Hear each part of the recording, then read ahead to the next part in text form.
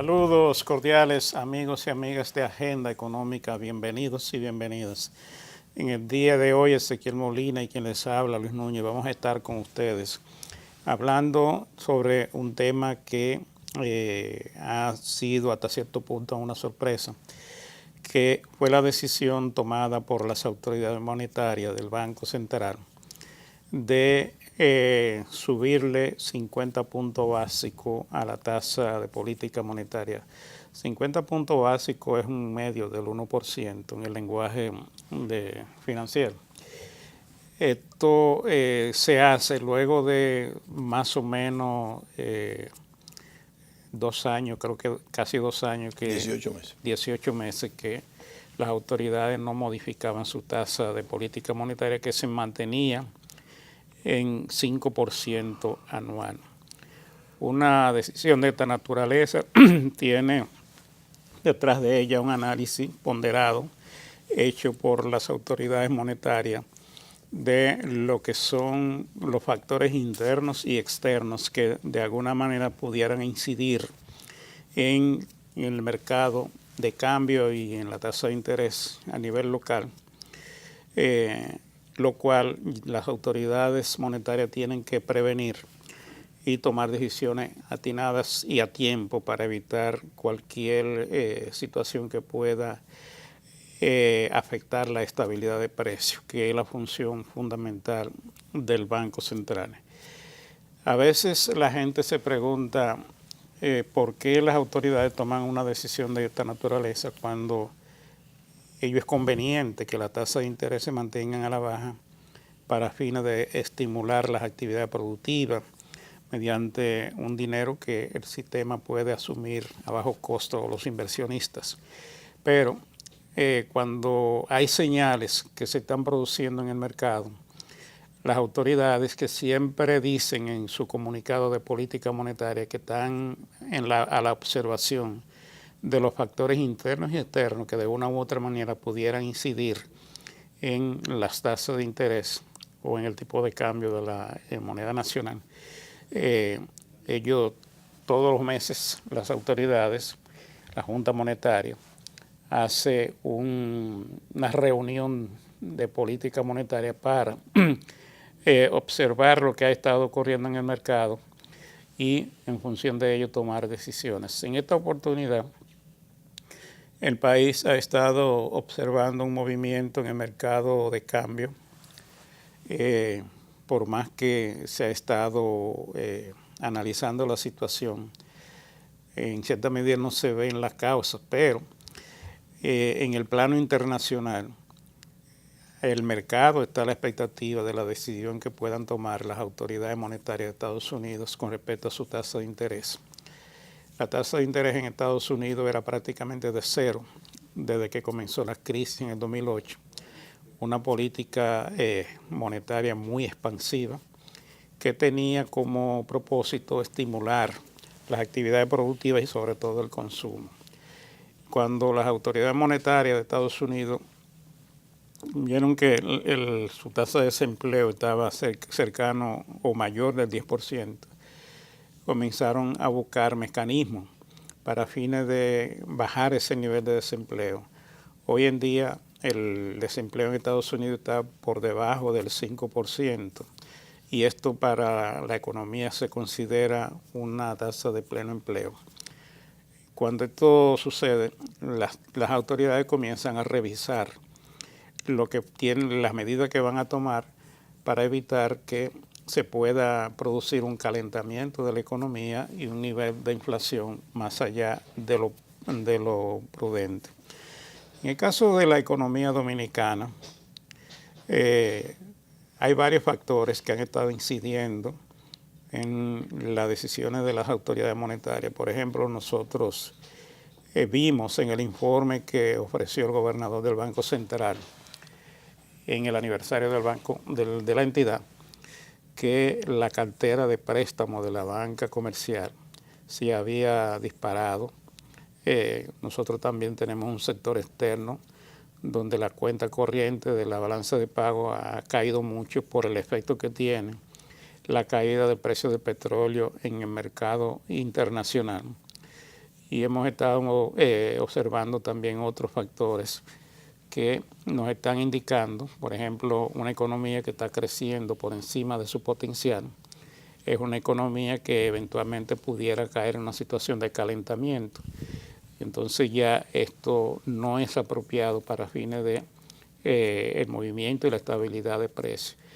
En esas circunstancias las autoridades han analizado en esa reunión de octubre que hay que tomar algunas decisiones, y la tasa, el aumentarle 50 puntos básicos a la tasa de política monetaria, que es una tasa del Banco Central de carácter interbancario para hacer operaciones con el resto del sistema financiero, una tasa de corto plazo, de un solo día, donde los bancos depositan en el Banco Central el excedente que tienen, que no han colocado, y el Banco Central le paga esa tasa y lo retira del mercado. Entonces, el aumentar la tasa significa un poco restringir la liquidez en el mercado monetario, en el mercado nacional, y en cierta medida enviar un mensaje a los agentes económicos de hacia dónde se está moviendo el Banco Central y su política monetaria.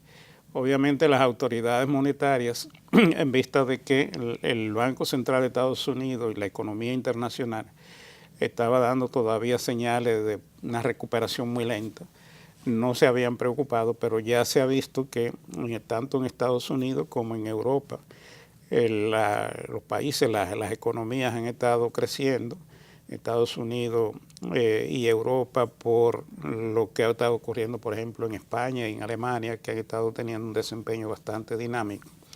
En América Latina, que también es un ambiente que se toma en consideración, hay varios países como Brasil, Venezuela, Argentina, que están teniendo un crecimiento prácticamente negativo por crisis internas y por situaciones que están viviendo cada uno de sus países. Y entonces este es otro ambiente que también se toma en consideración. Pero todo ese panorama es lo que hace que las autoridades monetarias en una situación como esa tomen una decisión de aumentar lo que ellos conocen como su tasa de política monetaria. El Banco Central se maneja por lo que se llama la meta de inflación. La meta de inflación aquí es de 4% más o menos 1, así que puede subir a 5 o bajar a 3%. Y en este año todavía no se ha acercado ni a la mitad del rango más bajo, por lo que informó el gobernador en ese informe de la economía. Pero ya se considera que hay un ambiente que hay que ir previniendo. Y entonces las autoridades consideraron, por las señales que está dando el mercado de cambio, de que pudieran producirse salida de capitales dependiendo de la decisión que tome la Reserva Federal en Estados Unidos. Si ellos aumentan la tasa de interés e invertir en dólares se hace más rentable, pues algunos capitales saldrían de la economía dominicana para ser invertidos en dólares de Estados Unidos. Entonces lo más prudente es que aquí se aumente la tasa de interés interna para estimular y para que las inversiones en dólares sean más rentables en la economía dominicana, y de esa manera estimular la entrada de capitales o evitar la salida de capitales producto del ambiente o del entorno internacional que se está viviendo. Es una política preventiva, una actividad, una decisión atinada, porque con esto lo que se está evitando es que el país pueda caer en una situación de inestabilidad que las autoridades tienen que visualizar con tiempo y tomar decisiones al respecto. ¿No? Gracias, Luis. Buenas, amigos de Agenda Económica. De hecho, nosotros esperábamos esto en cualquier momento. 18 meses sin alterar ni modificar la tasa de política monetaria. Con lo que se llama una política monetaria neutral. Correcto. Había un ambiente, si se quiere, especulativo con el asunto de los dólares. Un grupo decía que la economía no generaba los dólares que necesitaba para sus compromisos de compra de sus importaciones. Estaba claro que sí, que tenemos entradas que llegan casi a 18 mil millones de dólares en 9 meses.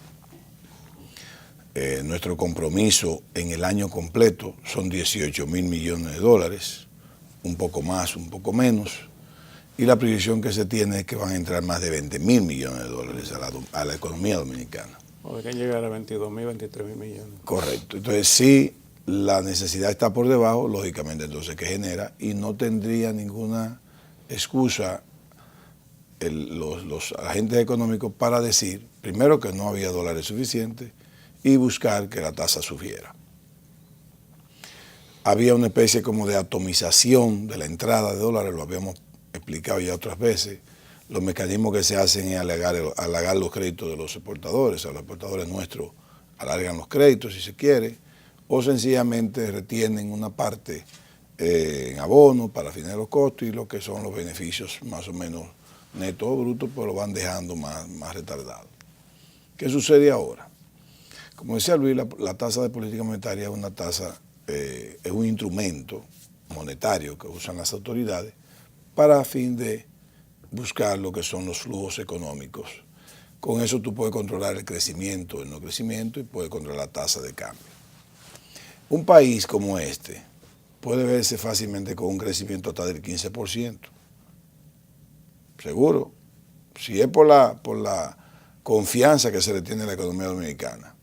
Aquí fácilmente que puede crecer un 15%, pero ¿a qué costo? A un costo inflacionario. Brasil creció muchísimo, pero la inflación fue altísima. Entonces, cuando nosotros tenemos acá un crecimiento sostenido de más de 10 años o de 10 años, sobre 5%, y una tasa de inflación de un promedio de 3%, 3.5%, eso significa que la economía tiene capacidad para crecer, naturalmente ella, y no crear una inflación. Entonces, ¿qué hacen las autoridades monetarias? Esto no es nada personal, es un asunto puramente económico, puramente económico. Dice, bueno, si no hay dólares suficientes, entonces ¿qué hacen los pesos en la calle? Buscando dólares que no hay. Porque lo que no se dan cuenta los agentes económicos, sobre todo los exportadores, a nivel general, no estoy hablando de un sector específico, es que crean un problema de ambiente negativo. Y cualquier gente que tenga una cuentecita comienza a buscar 100, 200, 300, 500 dólares, semanal, mensual, y lo lleva a su cuentecita. Y de ahí pasa que los bancos dicen que en 9 meses ya van 6.000 y pico de millones de dólares depositados en cuentas. Eso es latente. Eso son cosas que llegan a las autoridades monetarias y espérate. Entonces aquí hay un factor que pudiese estar creando mucho más especulativo, o sea, un punto más especulativo. Entonces, perfectamente aumentan la tasa de política monetaria, eso hace que los pesos se recojan un poco, que las inversiones o el deseo de importar o de crear un negocio X basado en préstamos, como van a crecer, como aumentan las tasas, tanto activas como pasivas, más la activa que la pasiva. Entonces, tú te aguantas, espérate, porque yo tengo esto planificado a un costo determinado, este proyecto, y ahora me va a salir un poco más caro. Ahora tengo que volver a ver, replantear el negocio, a ver si el mercado me permite vender más, un poco más alto que los precios que yo tenía establecido en el proyecto determinado. Igual como dices tú, los inversionistas extranjeros dicen, bueno, pero entonces en vez de yo dejar de llevar el dinero a la República Dominicana, ya sí puedo porque ya tengo otro atractivo. Entonces, son muchas las cosas que se juegan. ¿Qué sucede ahora, Luis? Me voy a coger un poquito más de tiempo.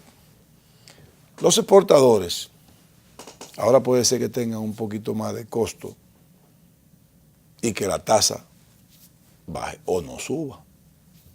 O no suba. ¿Qué le va a crear a ellos ahora un problema? Tienen que salir de sus dólares rápido. Para ver qué tanto no le suben los costos de sus materias primas. O qué tanto no le baja los dólares que tienen en reserva. Eso es lo que no se quería. Pues si vamos bien, pero vamos bien. ¿Cuál es el deseo de usted fuñir, y discúlpeme el término, la economía dominicana? Vamos bien, usted está ganando dinero. está exportando, tiene los mercados, tiene un buen ambiente, un buen clima económico y está ganando dinero. ¿Por qué quiere ganar más de lo que tal vez la economía no lo aguanta? Porque si fuese que la economía te permitiera decir, gana mucho y agarra y derrama, pero ahora mismo tú como inversionista, como exportador o como empresario, tú sabes que lamentablemente, que es de lo que se quejan las autoridades monetarias, sobre todo el gobernador, de que es un crecimiento de más de 10 años, pero que no hemos visto el desarrollo, no hemos visto la satisfacción en la población de ese crecimiento.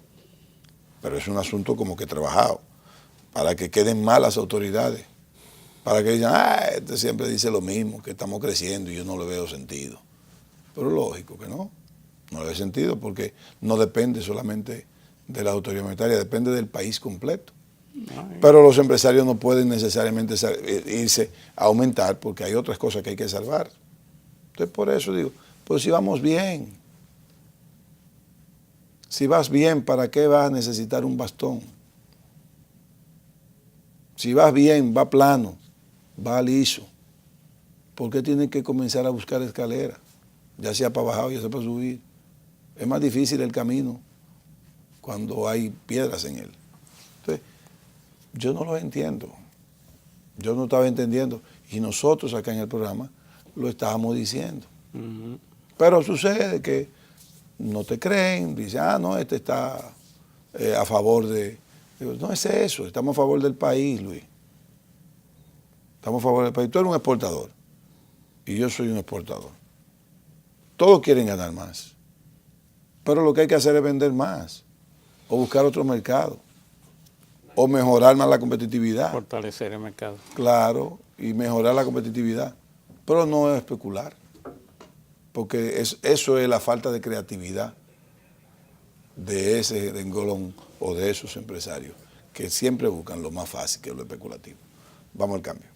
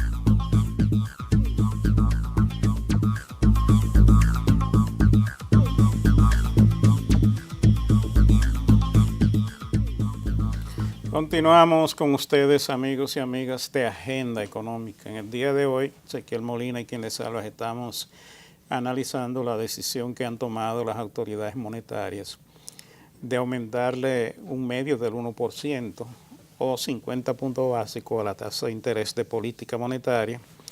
Y como decíamos, es la tasa que utiliza el Banco Central para sus operaciones interbancarias con el resto del sistema financiero. Como todos conocemos, al final de cada día las entidades del sistema financiero pueden tener una masa de dinero que no han colocado o que no han utilizado para sus operaciones de intermediación financiera normales con el público. Y esos depósitos se pueden colocar en el Banco Central a esa tasa de interés cuando el Banco Central está interesado en tener una política monetaria no expansiva, sino de restricción monetaria, atendiendo al interés de mantener las tasas de cambio, la tasa de interés en un entorno aceptable para las actividades económicas del país. Ese medio punto, que aparentemente es muy poca cosa cuando uno lo ve en función de las operaciones que uno hace, tiene una significación importante, porque no solamente es que se está aplicando una política de restricción en cuanto a la masa de dinero en circulación, porque el banco con esto lo que hace es traer dinero, sacar dinero de la economía para quitarle presión al mercado, sobre todo a la tasa de cambio. Pero también es una señal de hacia dónde se van dirigiendo la política económica que los agentes económicos tienen que tomar en consideración, porque tienen que ir dándole seguimiento a lo que hacen las autoridades monetarias para los fines de sus actividades productivas. Las autoridades monetarias, como decíamos, están adelantándose a lo que se supone que va a pasar con el Banco de la Reserva Federal de Estados Unidos, que en cualquier momento va a anunciar un aumento de la tasa de interés para volver a la normalidad lo que es la política monetaria de Estados Unidos, que ha estado en una situación de mucha expansión, producto de la crisis financiera que se vivió en esa economía y llegó a ser cero. Y tratando de dinamizar las actividades por la vía del consumo. Ya el indicador que las autoridades de Estados Unidos estaban dándole seguimiento era el de desempleo. El desempleo ya bajó sustancialmente, ahora mismo está por debajo del 5%.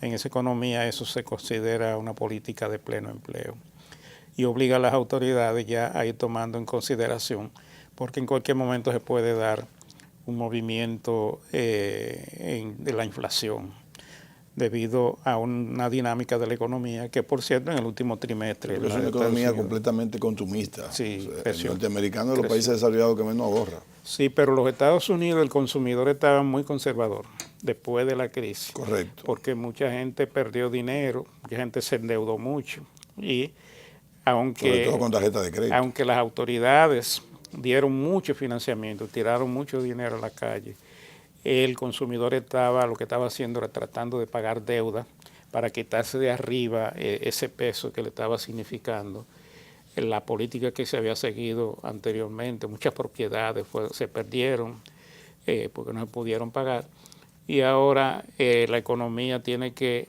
retornar a la normalidad, pero eso lleva su tiempo. Fíjate que la crisis fue en el 2008 y todavía no hay una recuperación total de la economía, pero ya la tendencia se está viendo. Entonces las autoridades de Estados Unidos hacen lo mismo que la de aquí.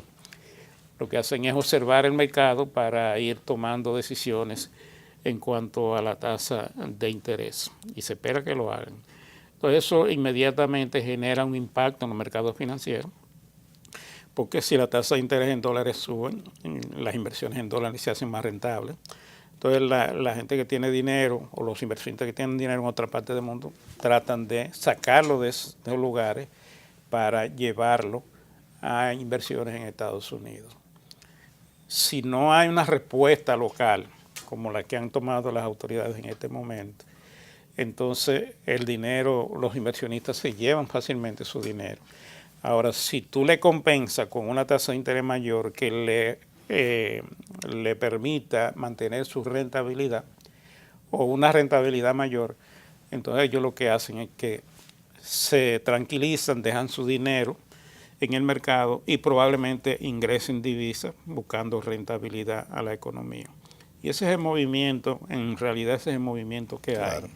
Y entonces, por eso es que estas autoridades que son previsoras siempre toman medidas a tiempo basadas en los análisis que se hacen, tanto del entorno local como del entorno internacional, ya comenzaron a tomar decisiones. Si esta decisión tomada ahora no da todavía los resultados esperados, es probable que hayan otros ajustes hacia arriba de la tasa de interés para sacar dinero de circulación y mantener, quitarle presión al mercado cambiario. Eso va a traer un poco de enfriamiento en la economía, porque cuando tú subes la tasa de interés, tú estás provocando un encarecimiento del crédito, y entonces ya el inversionista tiene que reevaluar su proyecto y sus decisiones en materia económica para fines de tomar decisiones. Entonces ese es el ambiente que se está viviendo ahora mismo. obviamente nosotros tenemos unas autoridades que saben lo que tienen que hacer en cada momento y lo van a hacer y no van a permitir que una situación de no tomar decisiones a tiempo pueda afectar la estabilidad de precio en el mercado local. Por otra parte... O que acciones especulativas vayan a socavar la estabilidad económica. Sí, por otra parte, la política fiscal ha estado también dando algunos cambios que mandan una señal. Sí. Por un lado, el gobierno ha sido mucho más austero después de las elecciones, ha reducido el gasto, y por el otro ha estado presionando para tener más ingresos sin aumentar las tasas impositivas. Las tasas impositivas, que es siempre un problema cuando tú tienes que aumentar las tasas impositivas, hacer reformas tributarias. Ciertamente las autoridades del Departamento de la Dirección General de Impuestos Internos han estado trabajando con mucha dedicación, muy focalizado, sectores que están especulando, que están evadiendo, que están eludiendo, porque hay gente que real y efectivamente no están cobrando los impuestos que tienen que cobrar. Como no lo cobran, no lo pagan porque no lo cobran. Eso no es problema de la Dirección General de Impuestos Internos. Usted tiene una ley, usted es un comerciante o es un empresario, tiene que cumplir con esa ley positiva, tiene que cobrarla y ser un agente de retención para pasársela a impuestos internos o al Estado o al gobierno. Igual como empresario, usted tiene leyes que cumplir usted como contribuyente jurídico y después como contribuyente físico. Entonces, tiene que cumplir. Todas esas cosas pues llegarán en el momento, no pueden con todo, porque es una casi una especie como estructural. La evasión y la ilusión es un problema sistémico, estructural, que lamentablemente son tantas las cosas, los caminos abiertos hacia eso, que no tiene capacidad de impuestos internos para contraatacarlo todos al mismo tiempo. Entonces va resolviendo poco a poco. Es lamentable, porque si tuviera la capacidad, pues recuperara 200 mil millones de pesos en un rato, tendrán que irse como lo están haciendo, pero desde que detectan un sector o una vía o un caminito, no descansan hasta que no lo organizan, para así decirlo. Porque déjeme decirle algo. Salvo que muchas veces, lamentablemente, impuestos internos altera involuntariamente, tal vez los impuestos que tienen que pagarse en un momento de evasión o de elusión. Eso es lamentable. No lo hacen con una forma de quebrarte o de decirte que se fuña, que se embrome, que se quiebre, no. Regularmente y generalmente, esa institución lo primero que hace es que te avisa que han detectado una anomalía en tus presentaciones. Y te citan y comienzan a darte tiempo con ellos a discutir. Tú tienes que demostrar. Algunas veces no lo entienden. Algunas veces no lo entienden. Son tosudos, son cerrados. Pero real y efectivamente hay muchas veces que te dan en la cosa donde está la razón. Y tampoco a partir de ahí, de que tienen la razón, te cierras. De hecho, tú tienes derecho a irte a un juicio, a lo contencioso con ellos. ¿Cuánto ganan? Mira, hay mucha gente que gana el pleito. Hay mucha gente que gana el pleito. Hay otros que no ganan tanto ese pleito. Pero lo ideal sería que esa imagen que tienen algunos técnicos de impuestos internos, esa predisposición, ese sesgo de que la mayoría evade, y que la mayoría se hace los tontos y que dicen que no cuando sí, porque nadie dice que, nadie que mató dice que mató, o nadie que robó dice que robó. Pero ese sesgo ojalá se le quite, pero se lo va a quitar cuando los casos de evasión o de elusión sean mínimos. Lo que pasa es que ahora son tantos que no le creen a nadie. Son tantos los pecados que no hay manera de perdonar, como dicen. Entonces, que por más que te confiese, o que por más hostia que quiera comerte, no hay manera de que salga ileso. Pero ojalá que llegue un momento en que Impuesto Interno tenga la capacidad de no sesgarse, de hacer análisis objetivos y fríos, a fin de que puedan cobrar lo que haya que cobrar. Pero no te cierran. Bueno, a veces tienes que cerrar porque no tienes de dónde pagar. No tienes dónde pagar. Pero el que cierre tampoco te quita la culpa. Tienes que pagar como quieras. Es una deuda, tienes que ponerte al día. Pero lo importante será que en el futuro el empresario pequeño, el grande, el mediano, el comerciante pequeño, grande, mediano, no trace su bienestar económico o de inversión, o no planifique o no haga un estudio de factibilidad donde los beneficios dicen tanto por ciento con la evasión, tanto por ciento sin evasión. Y cuando tú dices sin evasión un 4% y con evasión un 12%, que no te llame la atención el 12%, que tú mejor valores ese 4%. Y si no es lo que tú quieres, entonces no ponga el negocio. No ponga el negocio, porque no puede ser que tú creas que te tiene que hacer dinero con un proyecto X evadiendo. Así no. Así no. A mí no me gustan eso ni siquiera cuando son en materias legales. Por ejemplo, la ley de cine. La ley de cine es una ley que hay que resolver rápido con ella. Yo sé que estoy atentando contra muchos intereses, pero la ley de cine está creando un problema. No se está llevando como debe ser. Entonces, está abusando. No, la 2801 también. Entonces son leyes que hay que revisar, como hay otras leyes que hay que revisar que vamos a hablar en el próximo segmento.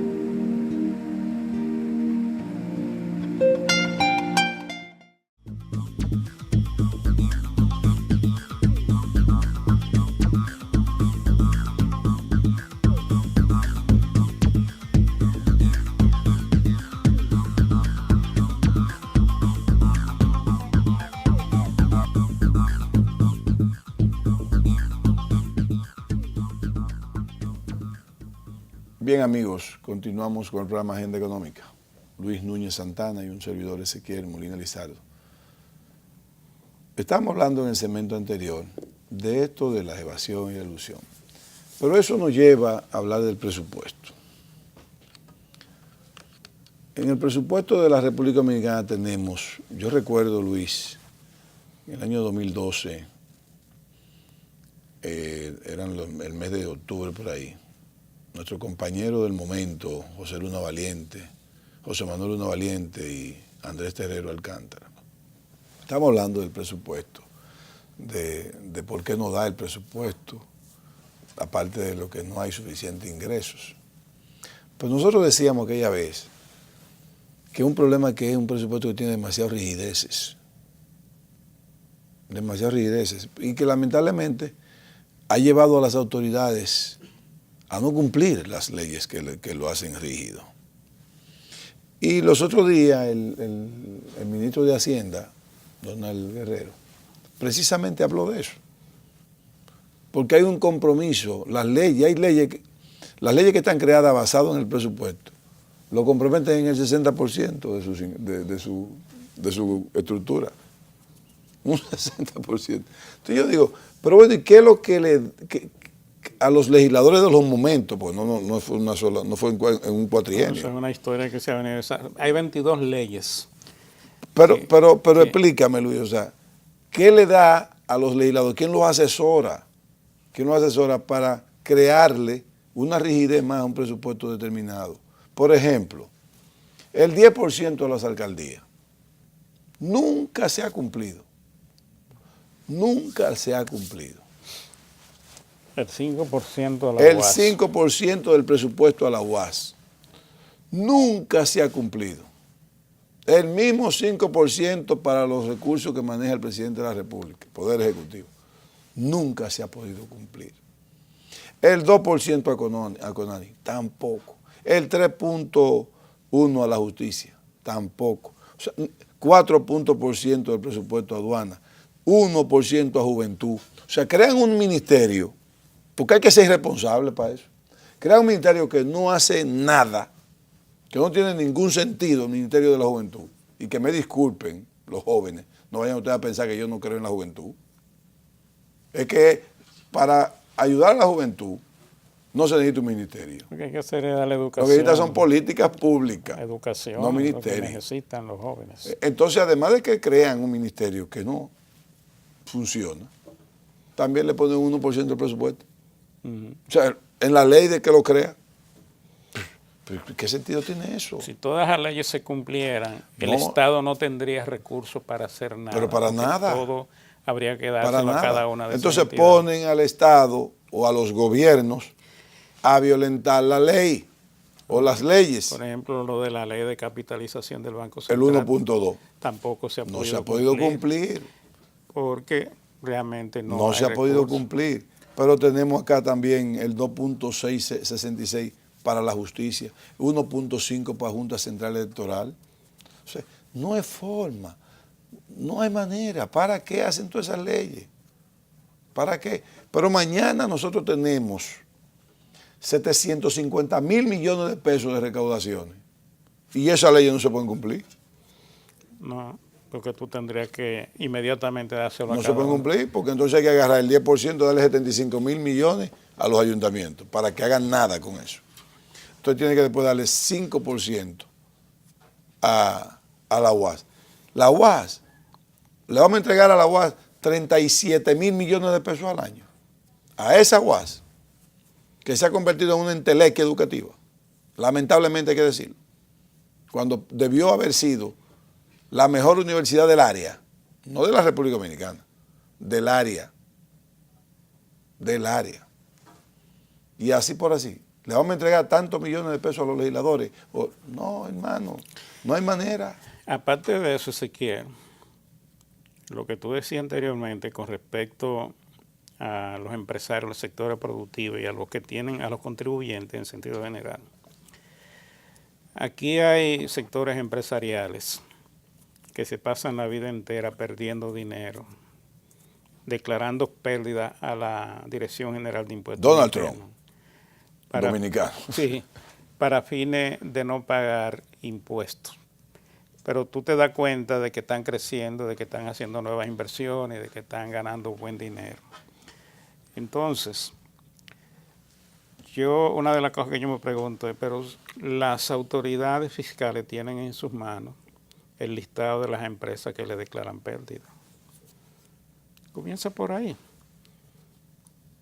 Comienza revisando el comportamiento de esas empresas. Por ejemplo, el sector turístico, Andy Dauer escribió un artículo esta semana donde decía que el gasto promedio eran creo que de unos 50 y tantos dólares, pero cuando tú pides una habitación, te dicen que son 200, 300 dólares la noche en cualquier resort ya del país. Entonces, le aceptan eso a esos sectores. Y mira que yo soy un defensor del turismo, a rajatabla. Y de la zona franca. Nosotros somos defensores del empresariado. Pero yo quiero que hagan su contribución porque el Estado le da incentivo y le da de todo y le crea inversiones, le hace obras de infraestructura y le da de todo para que se desarrollen. Pero págame por lo menos algo de lo que tú te ganas. No me venga aquí con una declaración de pérdida, por Dios. Por eso a mí me gusta mucho, Luis, el sector financiero y bancario, el que está bien, el que está regulado. Ese es un sector que contribuye mucho al fisco, mucho al fisco. Incluso también el de alcohol. Pero el bancario Bancario, aparte de ser ahora mismo agente de retención para una ley de cheque, pero ellos como empresarios contribuyen bastante a la economía dominicana. Sí, porque ellos están mejor supervisados. Están súper regulados. Y han cogido lo que se llama la ética empresarial para eso. Incluyendo, Luis, déjeme decirle, que los funcionarios de los bancos ganan muy bien todo. Nosotros lo dijimos los otros días. Ganan bien, merecidamente ganan bien. Y yo sé que en el paquete hay combustible asignado, vehículos asignados, pero déjame decirte, bajo leyes como quiera, cumplen las normas impositivas sobre eso. Porque si a ti como un funcionario bancario te dan 30,000 pesos mensuales de combustible, tú estás pagando un impuesto con ese consumo, como empresa. Pues no es que tiene incentivo fiscal para el combustible. No, el combustible se compra en una estación de combustible, tal cual. O sea, lo que digo es que hay sectores acá que se han comprometido con la ética. Y hay muchos, hay muchos. Y hay buenos empresarios. Pero muchísimos. Hay más buenos que lo que no son. Lo que nosotros decimos. Por ejemplo, de León Jiménez, es un grupo, un gran contribuyente. Los RICE, hay un paquete de cosas que cumplen con su compromiso impositivo. Pero hay otros que viven de los incentivos y de engañar al Estado. Pero lamentablemente también son muchos los pequeños, Luis. Los grandes se quieren que te crean problemas de competencia desleal. Que son sectores que viven atacando el Estado, diciendo que no cumplen con las leyes. Incluso el CONEP ha creado un grupo para fortalecimiento institucional. Entonces, cuando tú ves que son tan evasores y que hacen tantas cosas, tú dices, bueno, pero esto es como una burla. Pero no estamos diciendo que los miembros del CONEP son evasores. Yo estoy hablando de los empresarios en sentido general. Sí, porque, exacto. Porque nosotros estamos aquí. Hay que aclarar para que después no digan, pero la gente económica dijeron esto. Estamos haciendo la salvedad de que realmente hay que pagar los impuestos. Y si no, aquí no va a poder haber una reforma fiscal. Pero la clase profesional independiente tiene que pagar impuestos también. Todo el mundo, porque es que todo el mundo tiene que pagar impuestos. Claro. Porque todo el mundo se beneficia de lo que el Estado hace con los recursos que le llegan. Por ejemplo, lo que yo digo es, Luis, que también Impuesto Interno tiene como que buscar la forma, porque no es posible que, por ejemplo, un médico, dice que gana 40,000 pesos mensuales, pero tiene cinco propiedades a nombre de él. Sí. ¿Y cómo con 40,000 pesos mensuales tú compraste 5 propiedades? El asunto hay que arreglarlo tanto desde el punto de vista del gobierno como desde el punto de vista ¿Cómo eso, por ejemplo, que tú eres un cardiólogo privado famoso, pero tú dices que tú le dices al Estado que tú ganas 200,000 pesos, pero tú tienes 3 Mercedes-Benz parqueadas en tu casa, ya hiciste una clínica, está a nombre de él, y lo único que Impuesto Interno dice, no, pues págame los impuestos de lo que compraste, pero espérate, porque esa riqueza hay que justificarla. Mira, Saca, el presidente de El Salvador, ya el terminó, está preso. Oye, ¿por qué está preso? Porque no ha podido justificar $3 millones de su riqueza. Está preso por eso. Y otras cosas. Eso es lo que hay que pasar aquí también. Vamos a tener que llegar al momento que hay que justificar riqueza. Gracias, amigos, por mantenerse con nosotros. Que Dios lo bendiga. Hasta un próximo programa.